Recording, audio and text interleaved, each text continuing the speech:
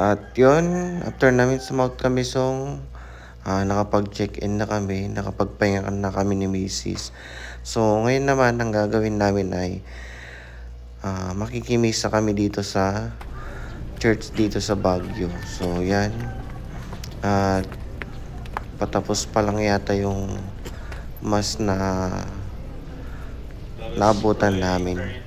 May be peace to settle in eternal pastures, the sheep you have redeemed by the precious blood of your Son, who lives and reigns forever. At yun, sobrang daming tao ngayon. Dami ding nakimisa. So, andito na rin lang tayo sa Baguio tas Sunday ngayon. So, makikimisa na rin tayo. At syempre, anniversary namin ni Mrs. Hindi mawawala yung makikimisa tayo. So, yan. At hintayin naming matapos to kasi sa second mass na kami papasok dun sa loob. At patapos naman na din. Kaya papasok na lang kami doon pag nagsilabasan na yung mga tao.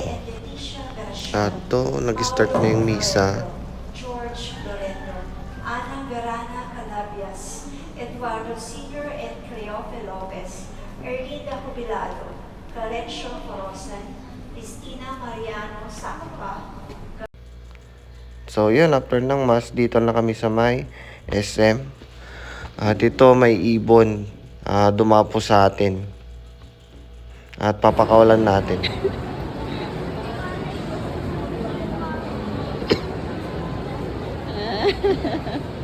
Ayun na siya. Ba't dumapo sa akin? Hindi ko alam. So yun, may dumapong ibon sa atin kanina. At yun, pinakawalan din lang natin na bata pa siya. Parang kakahiwalay lang sa parents nung ibon. Kaya di pa masyadong lumilipad. Kaya yun, nilagay ko na lang muna dun sa may puno na nakalagay sa paso dito sa may SM. At yun pala, din ako nakapag-video. Bumili lang kami ng pagkain namin din sa SM. Tapos bumalik kami sa may pinag-check-inan namin. Kumain kami doon, nagpahinga ng konti. Tapos ngayon, dito kami sa may night market. At ang pinunta lang namin dito sa may night market ay yun, magpamassage. So, yung mga nagmamassage dito, yung mga kababayan nating mga bulag. Ang galing nilang magmassage. So, yun, ini-start ng i-massage Mrs. At ngayon, ako naman yung i-massage nila. So, kanina kasi nauna si Mrs. Wala pang available na magmamassage sa atin dito. Kasi, pag nagpamassage ka dito, pag babae ka, dun ka sa babae. Pag lalaki, dito ka sa may lalaki din. So, yan.